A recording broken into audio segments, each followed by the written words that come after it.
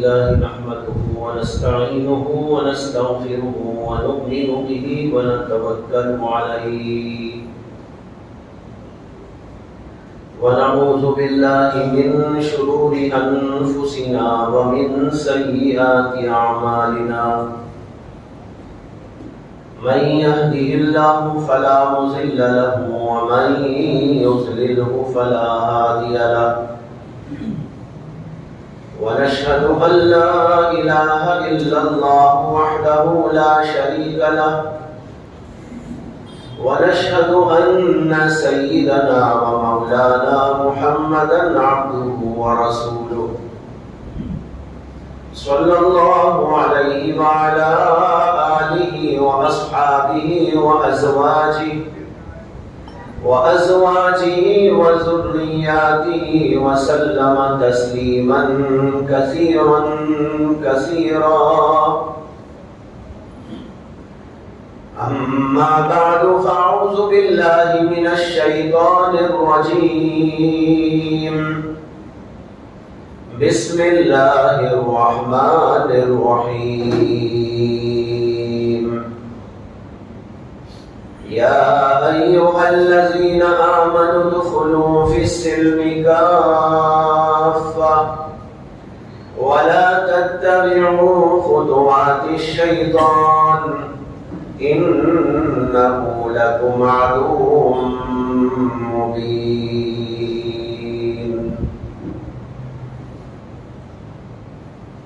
محترم حضرات، برادران ملت، نوجوانان اسلام، میں نے اس وقت آپ کے سامنے قرآن کریم سے ایک آیت تلاوت کی ہے جس میں اللہ تبارک و تعالیٰ کا ارشاد ہے کہ اے ایمان والو، ایمان کے اندر کامل اور مکمل طور پر داخل ہو جاؤ اور شیطان کے نقش قدم کی پیروی نہ کرو، اس لیے کہ وہ تمہارا کھلا ہوا دشمن ہے۔ اس آیت میں اللہ تعالیٰ نے ہم سے اور آپ سے مطالبہ کیا ہے کہ ایمان میں، اسلام میں کامل طور پر داخل ہو جاؤ۔ اسلام ایک مکمل مذہب ہے جس کے اندر زندگی گزارنے کے تمام اصول، تمام ضوابط، تمام قواعد بیان کیے گئے ہیں۔ اسلام صرف نماز پڑھ لینے کا نام نہیں ہے، روزہ رکھ لینے کا نام نہیں ہے، بلکہ ایک مکمل ضابط حیات ہے، مکمل زندگی کا ایک پروگرام ہے، ایک نقشہ ہے۔ اس کے اندر ایمانیات اور عقائد بھی ہیں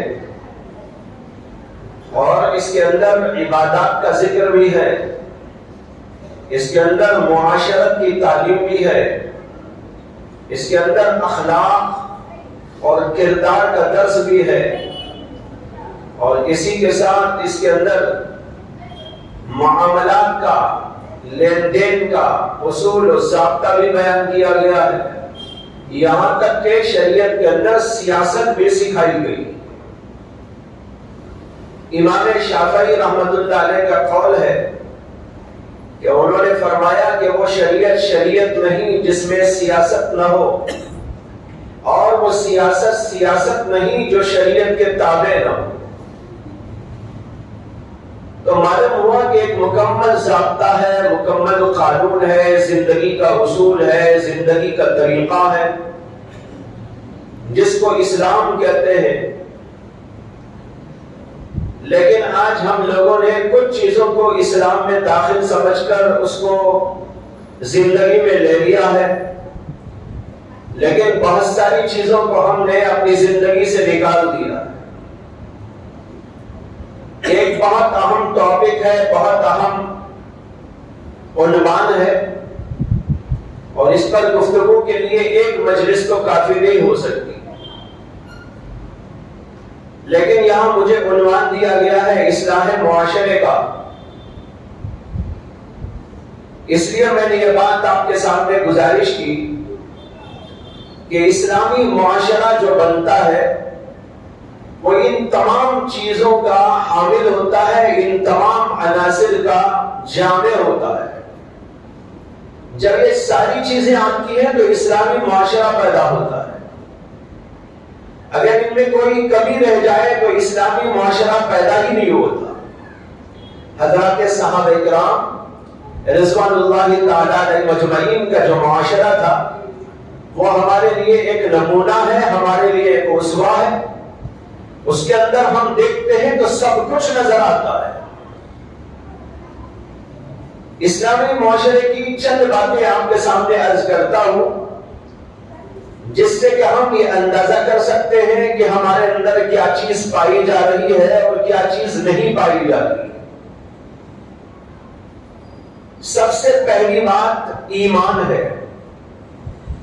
اسلامی معاشرہ، ایمانی معاشرہ جہاں تشکیل پاتا ہے، وجود میں آتا ہے، تو سب سے پہلی چیز جو اس کے اندر ہوتی ہے وہ اللہ پر، رسول پر، آخرت پر، دوبارہ پیدا کیے جانے پر، حساب اور کتاب پر یقین ہے۔ جس معاشرے کے افراد میں یہ ایمان پایا جائے، ظاہر بات ہے کہ وہی ایمان والا معاشرہ ہے، وہی اسلام والا معاشرہ ہے۔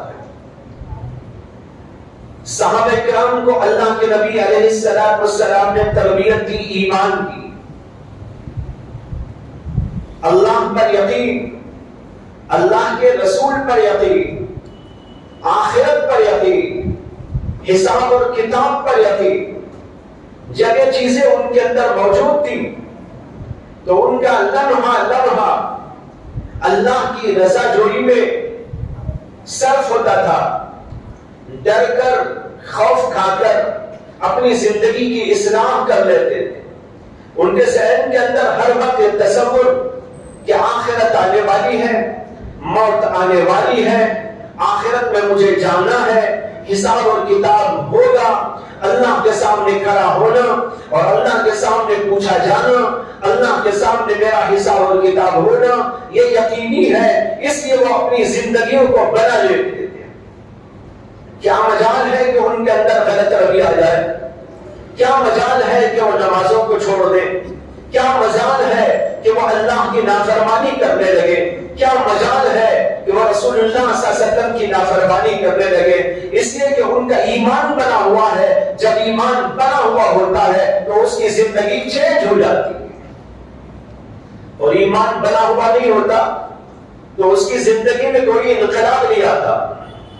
اس کی زندگی ویسے ہی رہتی ہے جیسے اس آدمی کی زندگی جو اللہ کو نہیں مانتا۔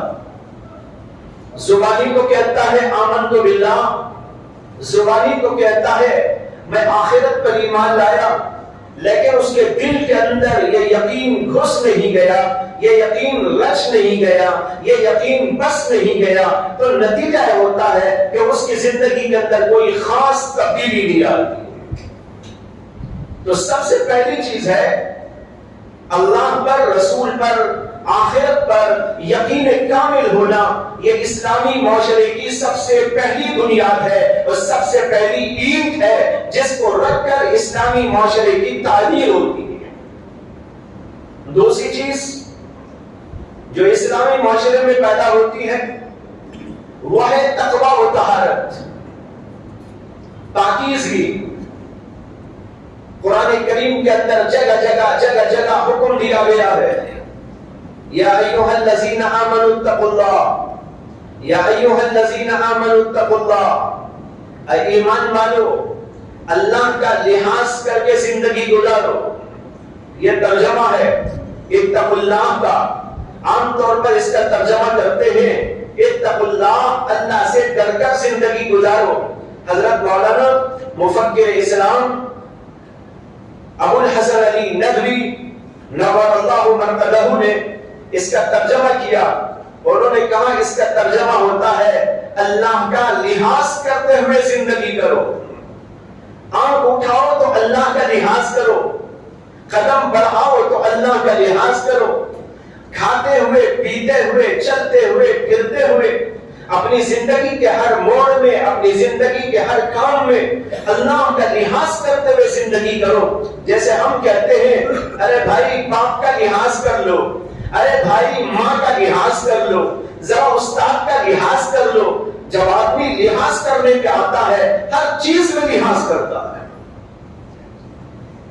دیکھتا ہے کہ میرے استاد ہیں، استاد کا لحاظ کر رہا ہے، ابا جی بیٹھے ہوئے ہیں، ابا جی کا لحاظ کر رہا ہے، اماں جی بیٹھی ہوئی ہے، اماں کا لحاظ کرنا ہے، تو ہر چیز کے اندر لحاظ کرتا ہے، یہاں تک کہ زبان کھولتا ہے اس میں بھی لحاظ کرتا ہے، کتنی آواز نکالوں کتنی آواز نہ نکالوں، زبان سے الفاظ کیسے بولوں کیسے الفاظ نہ بولوں، کیا انداز سے اٹھوں کیا انداز سے بیٹھوں، ماں ہے تو کہیں اوپر نہ بیٹھ جاؤں، ماں کے قدموں تلے بیٹھوں، یہ کیا ہوتا ہے لحاظ۔ کہتے ہیں اللہ اتقوا اللہ، اللہ کا لحاظ رکھو۔ جب ماں کا لحاظ کرتے ہو، باپ کا لحاظ کرتے ہو اور کرنا بھی چاہیے، استاد کا لحاظ کرتے ہو اور کرنا چاہیے، تو اللہ کا لحاظ کرتے ہوئے زندگی گزارو۔ جب اللہ کا لحاظ کرو گے تمہاری زندگی کے اندر کوئی غلط روی نہیں آ سکتی۔ علماء لکھتے ہیں تقوی کے اندر دو چیزیں ہیں، ایک چیز ہے اللہ کی بتائی ہوئی تمام چیزوں کی پابندی کرنا، جو اللہ نے ہم پر ضروری قرار دیا، جو اللہ نے ہمارے لیے واجب قرار دیا، جس کو فرض قرار دیا گیا، جس میں نماز بھی ہے، روزہ بھی ہے، حج و زکات بھی ہے، اسی طرح تلاوت بھی ہے، ذکر بھی ہے، جتنی نیکیاں ہیں، جتنی عبادات ہیں، جتنی خوبیاں ہیں، جتنی اچھائیاں ہیں، ان تمام چیزوں کو ادا کرنا یہ اللہ کا لحاظ ہے۔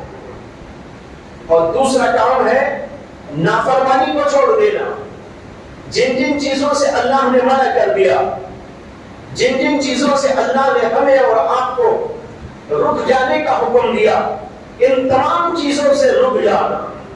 ہم جھوٹ نہ بولیں، ہم رشوت نہ کھائے، ہم سود نہ کھائے، شراب نوشی نہ ہو، کسی کو تکلیف نہ پہنچائے، کوئی غلط بات نہ کرے، ہم اچھے سے اچھے بنے، بہتر سے بہتر انسان بنے۔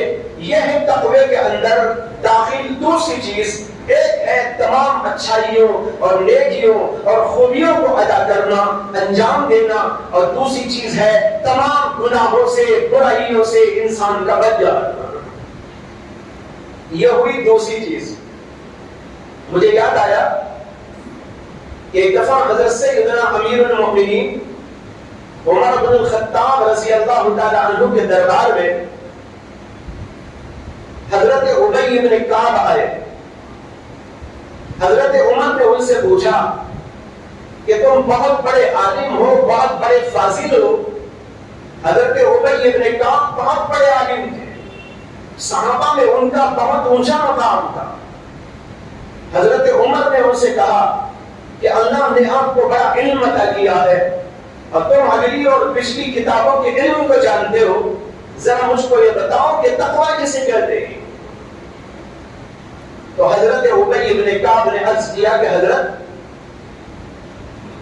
کیا کبھی آپ کو ایسا موقع ملا ہے کہ آپ کسی ایسی جگہ سے گزرے ہو جہاں کانٹے ہی کانٹے ہو، کانٹودار علاقہ، کانٹوزار زمین، کیا ایسی جگہ سے کبھی آپ کو گزرنے کا موقع ہوا ہے؟ حضرت امیر المؤمنین نے کہا کہ ہاں بہت دفعہ جانا ہوا، کانٹے ہی کانٹے تھے، کانٹوں کے درمیان سے گزرنے کی نوبت آئی اور ہم گزرے۔ حضرت ابی بن کعب نے کہا کہ جب آپ کانٹودار زمین سے گزرے تھے تو وہاں کیسا گزرے تھے؟ حضرت امیر المؤمنین نے فرمایا کہ جس وقت وہاں سے گزرنے کا موقع آیا، اپنی چادر کو، اپنے کپڑوں کو سمیٹ لیا تھا، اپنے جسم کو بھی سمیٹ لیا تھا، کہیں ایسا نہ ہو کہ کانٹے میں چادر الجھ جائے، کانٹے میں میرا کپڑا اٹک جائے۔ اس لیے میں بہت احتیاط کے ساتھ، بہت لحاظ کے ساتھ، بہت پرہیز کے ساتھ، بہت زیادہ جو ہے اپنے آپ کو تیار کرتے ہوئے، سمیٹتے ہوئے وہاں سے گزر گیا تھا۔ حضرت ابی بن کعب کہنے لگے ذاک التقیٰ، تقوی تقویٰ اسی کو کہتے ہیں.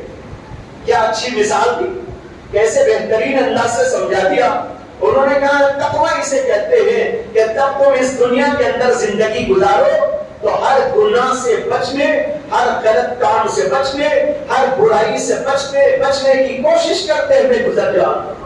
کبھی آنکھوں کو بند کرنے کی بھی ضرورت پڑتی ہے، آنکھوں کو بند کر لو. کہیں کانوں کو بند کرنے کی ضرورت ہوتی ہے، اپنے کانوں کو بند کر لو. کہیں زبان کو روک لینے کی ضرورت ہوتی ہے، اپنی زبان کو روک لو. اپنے ہاتھ پیر کو روک لینے کی ضرورت ہوتی ہے، اپنے ہاتھ پیر کو کنٹرول میں کر لو. اس طریقے پر جب ایک آدمی اس دنیا کے اندر اس طرح زندگی گزارتا ہے کہ کوئی غلط کام آنکھ سے نہ ہو جائے، زبان سے نہ ہو جائے، کان سے نہ ہو جائے، ہاتھ پیر سے نہ ہو جائے، حتیٰ کہ دل سے بھی نہ ہو جائے، اس پر بہت ہی تفکر کرتا ہے، تدبر کرتا ہے، احتیاط کرتا ہے. احتیاط کرتے کرتے زندگی کرتا ہے تو فرمایا اسی کا نام ہے تقویٰ.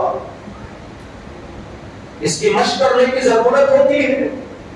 آدمی چل رہا ہے، کچھ چیزیں ایسی سامنے آئی جن کو دیکھنے کا حکم نہیں ہے، اپنی آنکھوں کو نیچا کر لے. کچھ چیزیں ایسی کان میں پڑ رہی ہیں جن کو سننے کی اجازت نہیں ہے، ہم اپنے کانوں کو بند کر لیں. کبھی ایسا موقع آتا ہے کہ ہم کچھ بولنا چاہتے ہیں لیکن خدا کا حکم ہوتا ہے یہ تمہاری زبان پر غلط بات نہ آئے، گالی نہ آئے، کسی کے دل کو توڑنے والی بات نہ آئے، غیبت نہ آئے، چغلی نہ آئے، غلط بات نہ آئے، کسی کے دل دکھانے والا کوئی جملہ نہ نکلے. اپنی زبان کو کنٹرول میں رکھو، اپنی زبان کو روک لو. اس کا نام ہے تقویٰ. جب معاشرے میں ایمان ہوگا، ایمان کی ہوائیں چل رہی ہوگی اور پھر تقوی کا یہ عالم ہوگا کہ نمازیں جاری ہوگی، ذکر جاری ہوگا، تلاوت جاری ہوگی، افراد مسلم معاشرہ یہ سب کا سب کرتا ہوا دکھائی دے گا اور دوسری طرف تمام گناہوں سے بچ رہا ہوگا. شراب نوشی کا وہاں کوئی سوال نہیں، زناکاری کا وہاں کوئی سوال نہیں، بدکاری کا وہاں کوئی سوال نہیں، جھوٹ کا وہاں کوئی سوال نہیں، حسد کا، بغض کا، کینے کا وہاں کوئی سوال نہیں. وہاں ہمارا مسلم معاشرہ ان تمام چیزوں سے پاک ہو کر گزرے گا. تو ذرا سوچئے کہ کیسا مسلم معاشرہ بنے. وہ حضرات صحابہ کا معاشرہ یاد آئے گا جہاں پر پاکیزگی ہی پاکیزگی، جہاں پر طہارت ہی طہارت، جہاں پر تقویٰ ہی تقویٰ، جہاں پر ایمان کی لہریں ہی لہریں تھی. ایسی ہی بات ہمارے معاشرے کے اندر بھی پیش آئے گی، ہمارا معاشرہ بھی ایسے ہی تیار ہو جائے گا. یہ ہے تقوی کا مفہوم. اور تیسری چیز جو مسلم معاشرے میں ہوتی ہے وہ ہے پاکیزہ اخلاق. پاکیزہ اخلاق کے بغیر انسان کی زندگی کوئی زندگی نہیں.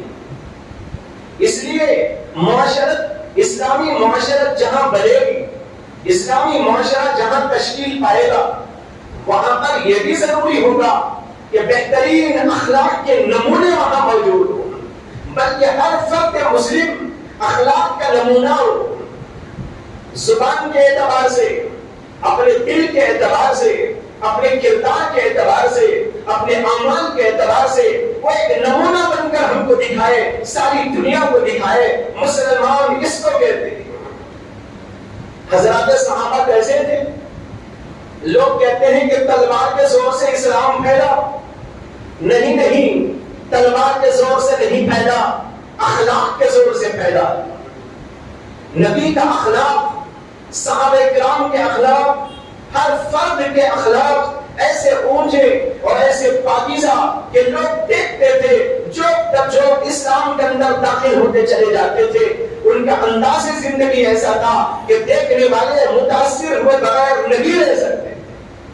حالانکہ وہاں رکاوٹیں پیدا کرنے والے بڑی رکاوٹیں پیدا کر رہے تھے، بدنام کرنے والے بہت بدنام کر رہے تھے.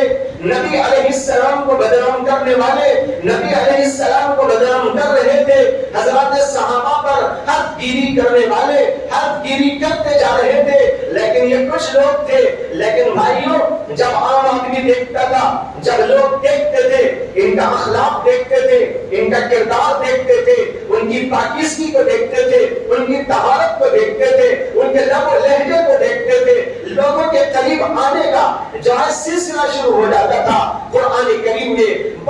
اچھے انداز پر نبی اکرم صلی اللہ علیہ وسلم کی صفت کو بیان فرمایا. اللہ تعالیٰ کہتے ہیں وَلَوْ كُنْتَ فَظًّا غَلِيظَ الْقَلْبِ لَانفَضُّوا مِنْ حَوْلِكَ. اس سے پہلے فرمایا فَبِمَا رَحْمَةٍ مِّنَ اللَّهِ لِنْتَ لَهُمْ وَلَوْ كُنْتَ فَظًّا غَلِيظَ الْقَلْبِ لَانفَضُّوا مِنْ حَوْلِكَ. اے نبی علیہ السلام، یہ اللہ کی رحمت ہے کہ آپ لوگوں کے لیے نرم دل بنا دیے گئے ہیں. یہ اللہ کی رحمت ہے کہ آپ کو اللہ نے نرم بنا دیا. اتنا نرم، اتنا نرم. لوگ کہتے ہیں نعوذ باللہ محمد رسول اللہ صلی اللہ علیہ وسلم دہشت گرد. اللہ کہتے ہیں ہم نے آپ کو تو نرم دل بنایا. اور آگے کہا وَلَوْ كُنْتَ فَظًّا غَلِيظَ الْقَلْبِ. اگر آپ سخت دل ہوتے، آپ درست انداز کے انسان ہوتے، آپ کے اندر سخت کلامی ہوتی، آپ کے اندر سخت دلی ہوتی، لَانفَضُّوا مِنْ حَوْلِكَ. یہ لوگ جو آپ کو گھیرے ہوئے ہیں اور آپ پر نچھاور ہو رہے ہیں، آپ پر قربان ہوتے جا رہے ہیں، یہ کبھی آپ کے قریب نہ آتے، سب بھاگ جاتے. لیکن آپ کا اخلاق اتنا اونچا، آپ کا دل اتنا پاکیزہ، آپ کا کردار اتنا نفیس، آپ کی زبان اتنی میٹھی، آپ کا طرز عمل اتنا محبت بھرا کہ مخالف سے مخالف آتا تھا اللہ کے نبی کا قربان ہو کے چلا جاتا. تاریخ کے اندر واقعہ آیا ہے، سیرت کی کتابوں میں واقعہ لکھا ہے کہ ایک یہودی عالم، انہوں نے رسول اکرم صلی اللہ علیہ وسلم سے ایک خرید و فروخت کا معاملہ کیا تھا، اور اس کو عربی میں کہتے ہیں بیع سلم. بیع سلم کا مطلب ہوتا ہے کہ پیسے پہلے دے دینا، چیز بعد میں لینا. مثلا آج کسی تاجر کو ہم نے پیسے دے دیے اور کہا کہ مجھے 10 کوئنٹل چاول چاہیے، 1 مہینے کے بعد یا 2 مہینے کے بعد آپ مجھ کو دے دیں، پیسے اب دے دیتا ہوں. پیسے آج ہم نے دے دیے، 1 ماہ 2 ماہ کے بعد میں وہ چاول لا کے ہم کو پہنچائے گا. اس کو عربی میں کہتے ہیں بیع سلم. ایک یہودی عالم نے نبی اکرم صلی اللہ علیہ وسلم سے یہی معاملہ کیا تھا. اللہ کے نبی علیہ السلام کو اس نے پیسے دیے اور یہ طے ہوا کہ اتنے مہینوں کے بعد یا اتنے دنوں کے بعد فلاں چیز اللہ کے نبی علیہ السلام پہنچائیں گے. اللہ کے نبی نے پیسے دے دیے اور ابھی وہ وقت نہیں آیا تھا جس میں ادا کرنا تھا. اس سے 2-4 دن پہلے وہ یہودی عالم آیا اور بھرا مجمع تھا. محمد رسول اللہ صلی اللہ علیہ وسلم بیٹھے ہوئے تھے، آپ کے جلو میں صحابہ کرام بیٹھے ہوئے تھے. ابو بکر صدیق بھی ہے، عمر بن خطاب بھی ہے، علی مرتضیٰ بھی ہے، عثمان غنی بھی ہے، اور لوگ بھی وہاں پر موجود ہیں. اسی درمیان میں وہ یہودی عالم آئے اور انہوں نے کہا کہ اے ابن الخطاب، یعنی اے ابن یا ابن عبد المطلب، اے ابن عبد المطلب، آپ نے ہمارا پیسہ لے لیا لیکن ابھی تک آپ نے ہم کو وہ چیز نہیں پہنچائی. آپ تو بڑے بددیانت ہیں، آپ بڑے وعدہ خلاف ہیں اور آپ نے اب تک ہمارا کام نہیں کیا، وہ چیز ابھی آپ تک نہیں پہنچائی. یہ کہہ کر آگ بگولا ہو گیا اللہ کے نبی علیہ السلام کے اوپر. حالانکہ ابھی وقت نہیں آیا تھا، ابھی 2-4 دن باقی تھے، اس کے بعد اللہ کے نبی کو پہنچانا تھا، لیکن اس سے پہلے ہی آ کر آگ بگولا ہو گیا، سخت سست کہنے لگا، الٹی سیدھی بات کہنے لگا. یہ سن کر حضرت عمر بن خطاب رضی اللہ عنہ کھڑے ہو گئے اور کہنے لگے کہ یا رسول اللہ، مجھے اجازت دے تو میں اس کا بدلہ لے لوں، اس لیے کہ اس نے آپ کی شان میں گستاخی کی. لیکن اس کے جواب میں محمد رسول اللہ صلی اللہ علیہ وسلم نے کیا تعلیم دی؟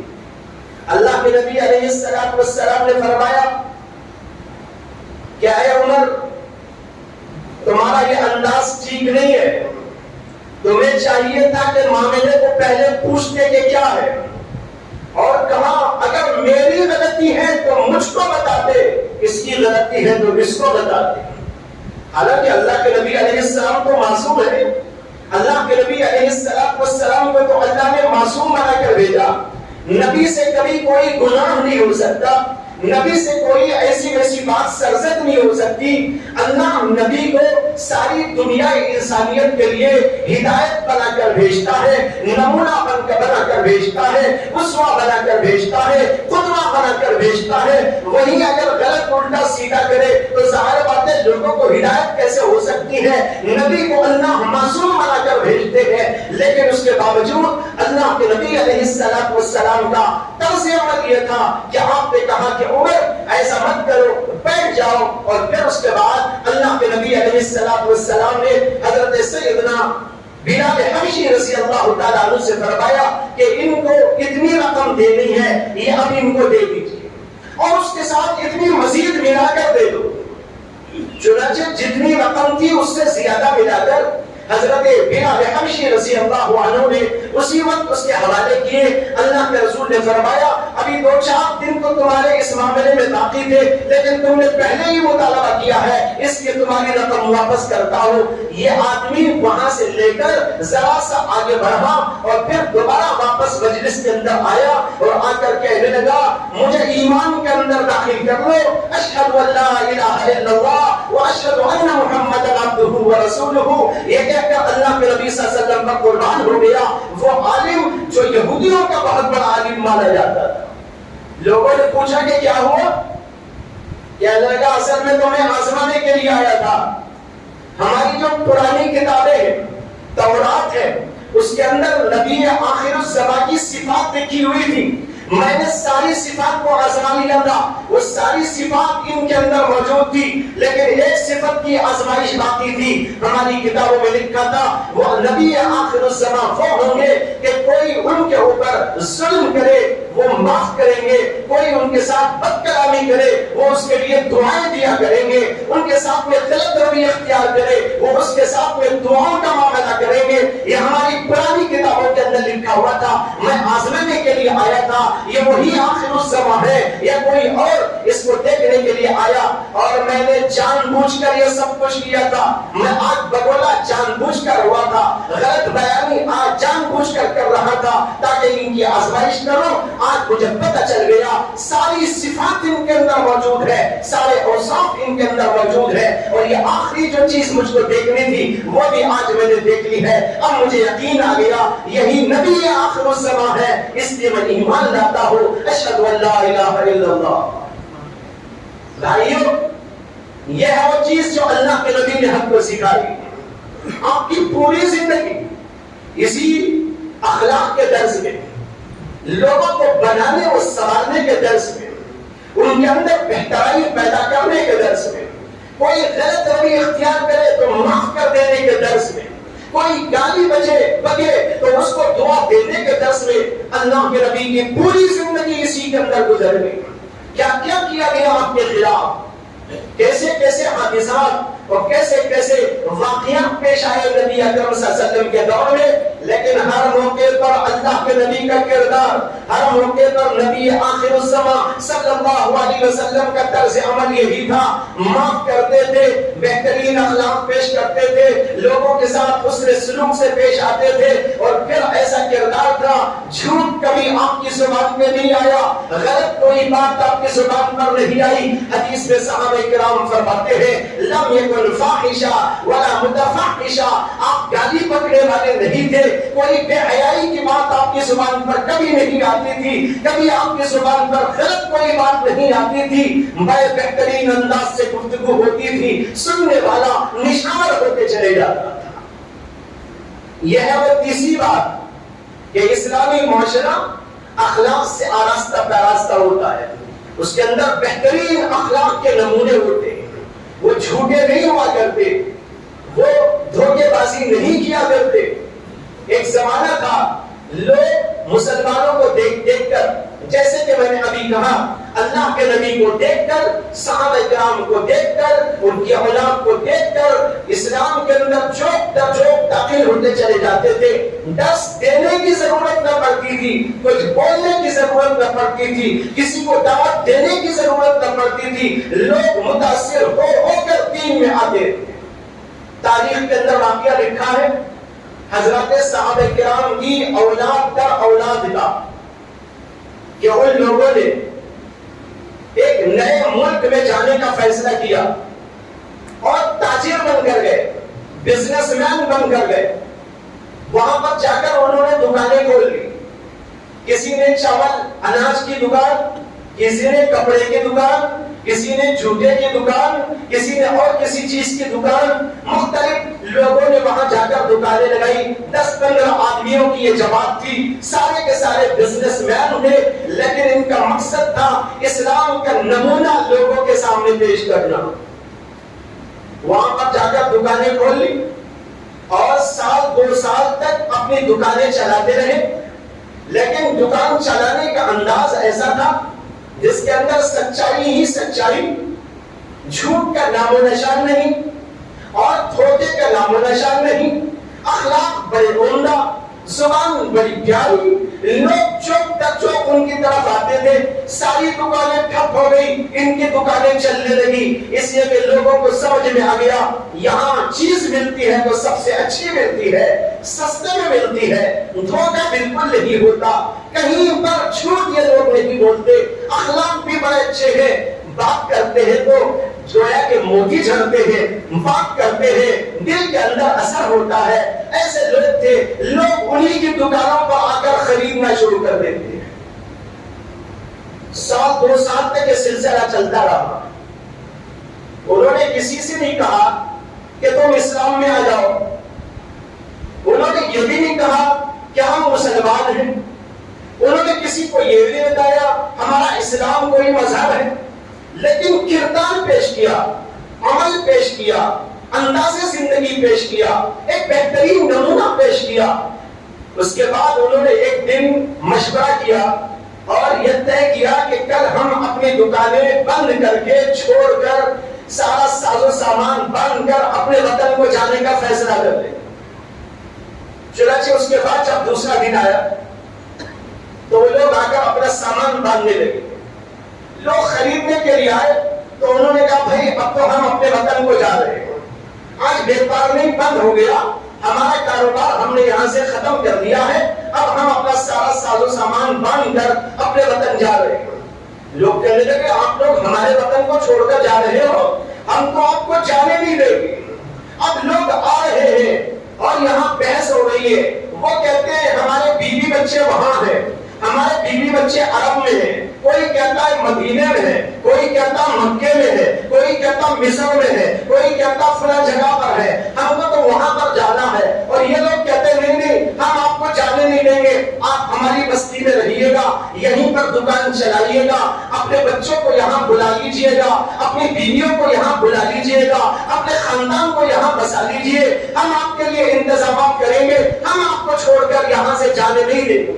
انہوں نے کہا بھائی عجیب آدمی ہو، سارے لوگوں کو وہاں سے لے کر یہاں ہم کیسے لا سکتے ہیں؟ سارے علاقے کے لوگ جمع ہو گئے اور سب نے ان کے اوپر زور دیا اور کہنے لگے ہم آپ کو یہاں سے جانے ہرگز نہیں دیں گے۔ انہوں نے کہا آخر بات کیا ہے، کیوں ہم کو جانے نہیں دیتے؟ ہم بھائی کمانے کے لیے آئے تھے تمہارے اس ملک کے اندر، ہم نے 2-3 سال یہاں پر کمائی کی، اب جما لیا، کسی کی بیٹی کی شادی ہے، کسی کے بیٹے کی شادی ہے، کسی کا کوئی مسئلہ ہے، کسی کو ماں یاد آ رہی ہے، کسی کو بیوی بچے یاد آ رہے ہیں، ہم کو وہاں پر جانا ہے اور ہم کو بلانا آ رہا ہے، ہم کو جا کے رہیں گے، لیکن یہ لوگ اصرار کرتے ہیں نہیں ان کو آپ یہاں بلا لیجئے، ہم آپ کو جانے نہیں دیں گے۔ انہوں نے تنگ آ کر پوچھا آخر کیوں ہم کو جانے نہیں دیتے، کیا مصیبت ہے، کیا پریشانی ہے؟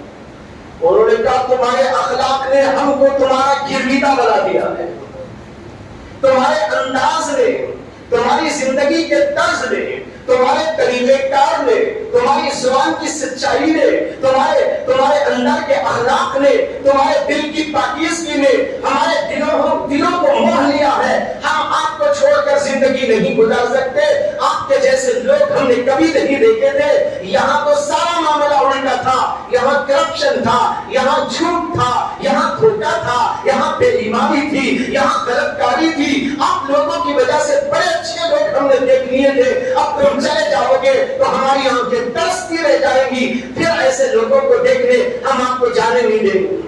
انہوں نے کہا تم ہم سے پھر یہ پوچھو کہ یہ اخلاق ہمارے میں کہاں سے آئے؟ انہوں نے کہا اچھا بتاؤ کہاں سے آئے؟ انہوں نے کہا دیکھو ہم آپ کو بتاتے ہیں، ہم بھی تمہاری طرح بے ایمان تھے، ہم بھی تمہاری طرح جھوٹے تھے، ہم بھی تمہاری طرح دھوکہ دیتے تھے، ہم بھی انسانیت کے دشمن تھے، ہم بھی ظالم تھے، ہم بھی خونخوار تھے، ہم بھی دہشت گرد تھے، ہم بھی الٹے سیدھے تھے، ہم لوگوں کو جو ہے تنگ کر کر پریشان کر کر خوشیاں منایا کرتے تھے، لیکن ہمیں ہمارے درمیان میں ایک نبی پیدا ہوئے، نبی آخر الزمان محمد عربی صلی اللہ علیہ وسلم مکے میں پیدا ہوئے، اور پھر 40 سال تک بڑی پاکیزہ زندگی انہوں نے گزاری، اخلاق کا نمونہ پیش کیا۔ 40 سال کے بعد اللہ کی وحی ان کے اوپر آئی، انہوں نے اللہ کا کلام ہم کو سنایا اور بتایا، ہمارے ماں باپ نے ان کے اوپر ایمان قبول کیا، پھر انہوں نے جو اخلاق جو تعلیمات پیش کی قرآن کے ذریعے سے احادیث کے ذریعے سے وہ ہماری طرف منتقل ہوئے، ہم اس کے اوپر تربیت پاتے رہے، ہمارے اندر وہی چیزیں آئی۔ یہ سب چیزیں ہمارے اندر اچھائی کی، خوبی کی، کمال کی اگر آئی ہے وہ اسلام کی بدولت آئی ہے۔ اگر یہ اچھی لگ رہی ہے تو تم بھی اس اسلام کو لے لو، تمہارے اندر بھی وہ خوبی آ جائے۔ اور انہوں نے کہا ایسا ہے تو پھر چلو ہم بھی اسلام قبول کرتے۔ سارے کے سارے ملک کے لوگ اسلام قبول کرنے کے لیے تیار ہو جاتے ہیں۔ یہ ہے بھائیوں وہ اخلاق و کردار۔ آج ہم لوگوں کو نماز کی تعلیم کو دیتے ہیں لیکن اخلاق اپنا نہیں بتاتے، ہم لوگوں کو کہتے ہیں اسلام قبول کر لو لیکن ہم یہ تو نہیں بتاتے اسلام ہوتا کیا ہے، اسلام کے اخلاق کیا ہے۔ ہمارے اندر کینہ ہے، ہمارے اندر حسد ہے، ہمارے اندر بغض ہے، ہمارے اندر اختلاف ہے، ہمارے اندر نظام ہے، آپس میں ایک دوسرے سے دشمنی ہے، بھائی بھائی کا دشمن ہے، بہن بہن کی دشمن ہے، باپ بیٹے میں لڑائی ہے، ماں اور بیٹی کے اندر جدائی ہے، اور مختلف قسم کے لوگوں میں مختلف قسم کے اختلافات ہیں، حسد اور کینہ اور بغض بھرا ہوا ہے۔ ایک بھائی دوسرے بھائی کو اوپر اٹھتا ہوا دیکھنا نہیں چاہتا، حسد کی وجہ سے چاہتا ہے اس کا دکان ٹھپ ہو جائے، یہ ایسا اور ایسا ہو جائے، اس کے اندر سے اس کی عزت لٹ جائے، یہ پٹ جائے۔ اس طریقے پر آج ہمارے جذبات ہیں، یہ ہمارا انداز زندگی ہے، یہ ہمارا کردار ہے۔ جب لوگوں کے سامنے آتا ہے وہ پوچھتے ہیں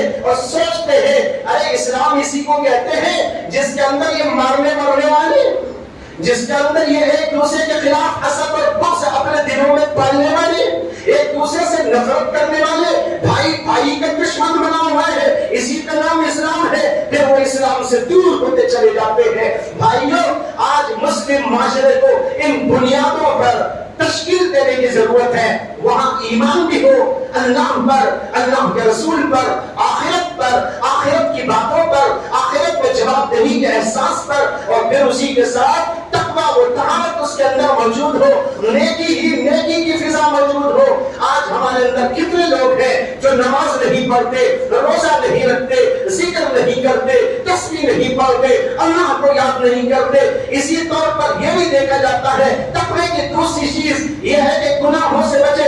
گناہ سے بچنے کا نام نہیں، ہم میں رشوت خور بھی ہے، ہم میں شرابی بھی ہے، ہم میں کبابی بھی ہے، ہم میں الٹا سیدھا کرنے والے بھی ہیں، ہم میں دھوکے باز لوگ بھی ہیں، لوگوں کو لوٹ لوٹ کے بھاگنے والے بھی ہیں۔ ارے کیسے کیسے ہے، سب کچھ ہمارے میں نظر آ رہے ہیں۔ یہ تقویٰ کہاں ہے جب تقوی کی بنیاد پر معاشرہ تیار نہ ہوا؟ وہ نمونہ دنیائی انسانیت کے لیے کیسے بن سکتا ہے؟ اور تیسری چیز میں نے بیان کی وہ ہے اخلاق اور کردار۔ اخلاق و کردار کا سب سے بھاری ایک کردار ہوتا ہے لوگوں کے درمیان میں پیش کرنے کا۔ نمازیں ہماری اپنی مسجد میں ہوتی ہیں، زکات ہماری اپنے لوگوں میں تقسیم ہوتی ہے، اسی طریقے پر روزہ وہ تو ایسا ہے کہ ہم اپنے بھائی کو بھی نہیں بتا سکتے، وہ تو ہمارے اندر کی چیز ہے۔ اور حج ہوتا ہے وہ مکہ المکرمہ میں جا کے ہوتا ہے، دنیا اس کو نہیں دیکھتی، نہ آپ کی نماز دیکھتی ہے، نہ آپ کا روزہ دیکھتی ہے، نہ آپ کی زکات دیکھتی ہے، نہ آپ کا حج دیکھتی ہے، نہ آپ کا عمرہ دیکھتی ہے، نہ ذکر و تلاوت دیکھتی ہے۔ یہ سب کچھ تو آپ اندرونی طور پر کرتے ہیں، لیکن ساری دنیا کے سامنے جو چیز کھل کر آتی ہے وہ آپ کی زبان آتی ہے، وہ آپ کی آنکھ آتی ہے، وہ آپ کا کردار آتا ہے، وہ آپ کا ہاتھ آتا ہے، وہ آپ کا پیر آتا ہے، وہ طرز عمل آتا ہے۔ دنیا والے اس کو دیکھتے ہیں، دیکھ کر فیصلہ کرتے ہیں بھائی یہ انسان کیسا، یہ معاشرہ کیسا۔ اس لیے سب سے بڑی ضرورت ہے ہم اپنے معاشرے کے اندر ایسے افراد پیدا کرنے کی کوشش کریں جو اخلاق کا بہترین نمونہ ہو۔ یہ 3 چیزیں میں نے عرض کی مختصر طور پر.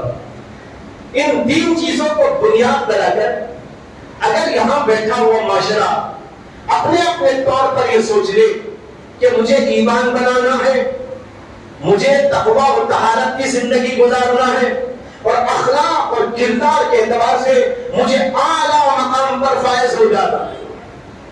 آپ سوچئے کہ اتنے لوگ بھی اگر تیار ہو گئے، یہ اتنے لوگ ایسے پھر ہزاروں کو تبدیل کرنے میں کامیاب ہو سکتے. کیا بھی ارادہ کرتے ہو؟ 3 بنیادیں مختصر طور پر عرض کی گئی. یہ 3 گویا کے پہیے ہیں، یا یوں کہہ لیجئے کہ 3 بنیادیں ہیں، اساسی پتھر ہیں، خشت اول ہیں. ان چیزوں پر اگر ہم تعمیر کرتے ہیں اپنے معاشرے کی، اصلاح معاشرہ بہت آسان ہو سکتا ہے اور بہترین معاشرہ تشکیل پا سکتا ہے. آخر میں ایک واقعہ سنا کر اپنی بات ختم کرتا ہوں کہ اسلامی معاشرے کے افراد کیسے ہوا کرتے تھے. ایک بزرگ گزرے ہیں جن کا نام ہے حضرت ابراہیم نخعی رحمت اللہ علیہ. انہی کے زمانے میں ایک اور بزرگ انہی کے نام کے تھے، ان کا نام تھا ابراہیم تیمی رحمت اللہ علیہ. دونوں ہم اثر ایک ہی زمانے. وہ زمانہ تھا جس کے اندر حجاج بن یوسف بادشاہ تھا، اور آپ جانتے ہیں کہ حجاج بن یوسف بڑا ظالم بادشاہ تھا. روز روز قتل ہوتے تھے اس کے زمانے میں. علماء کو قتل کرنا، نیک لوگوں کو قتل کرنا، یہ سلسلہ بڑا اس کے ہاں چلتا تھا. کسی وجہ سے وہ حضرت ابراہیم نخعی کے خلاف ہو گیا، اور ابراہیم نخعی کے خلاف آرڈر جاری کر دیا کہ ان کو پکڑ کر لایا جائے اور ان کو قتل کر دیا جائے. اب پولیس والے ان کی تلاش میں تھے، لیکن پولیس والے ان کے چہرے کو نہیں جانتے تھے. اب تلاش میں تھے کہاں ابراہیم نخعی، جہاں جہاں پتہ چلتا تھا وہاں جاتے تھے. ان کو ایک غلط فہمی ہو گئی ابراہیم تیمی کے بارے میں. کسی نے کہا ابراہیم کا، انہوں نے کہا یہ. ان کے پاس میں گئے اور ابراہیم تیمی کو معلوم تھا کہ حجاج بن یوسف ابراہیم نخعی کو قتل کرنے یا قید کرنے پہ تلا ہوا ہے. تو جب پولیس والے ان کے پاس میں گئے اور ان سے پوچھا کیا تم ابراہیم ہو؟ ابراہیم نخعی تم ہی ہو؟ تو انہوں نے سوچا اگر میں کہتا ہوں میں نہیں تو یہ مجھے تو چھوڑ دیں گے، لیکن پھر ہم کو پکڑیں گے جا کر. تو انہوں نے سوچا بہتر یہ ہے کہ میں یہ کہہ دوں میں ہی ہوں، تاکہ میں ہی پھنس جاؤں اور ابراہیم نخعی بچ جائے. چنانچہ انہوں نے کہا میں ہی ابراہیم ہوں. پولیس والوں نے ان کو ڈھک لیا، لے جا کے قید خانے میں ڈال دیا. انتہائی اذیتیں، انتہائی تکلیفات ان کو دی گئی، یہاں تک کہ قید خانے ہی میں ان کا انتقال ہو گیا. یہ تاریخ کے اندر واقعہ لکھا ہے. وہ اسلامی معاشرے کا یہ فرد ہے جس کے اندر حسن اخلاق، دوسروں کے ساتھ ہمدردی و غمخواری کے ایسے نمونے پائے جاتے ہیں. آج ہم ایسے ہیں کہ ہم دوسروں کو پھنسانے کی بھی کوشش کرتے ہیں، دوسروں کے ساتھ بدسلوکی کرنے کی کوشش کرتے ہیں. پکڑنے والے کسی اور کو پکڑنا چاہتے ہیں، ان کو بچانے کے لیے ایک اسلامی فرد کا بہت بڑا عالم، بہت بڑا فاضل، بہت بڑا متقی اور بزرگ، بڑا اللہ والا ابراہیم تیمی، وہ کہتا ہے میں ہی مجھ کو لے جا کے ڈال دوں. یہ ہوتا تھا اسلامی معاشرہ جس کے اندر ایسے اخلاق کے نمونے پائے جاتے تھے. بھائیوں آج ہمارے اندر بھی وہی وسعت ظرفی، کشادہ دلی اور لوگوں کے ساتھ حسن سلوک، ایک دوسرے کے ساتھ بھلائی یہ ہونی چاہیے. اس بات کو پیدا کرنے کے لیے کوششیں ہوں. اللہ مجھے بھی اور آپ کو بھی توفیق مرحمت فرمائے. وآخر دعوانا ان الحمد للہ رب العالمین.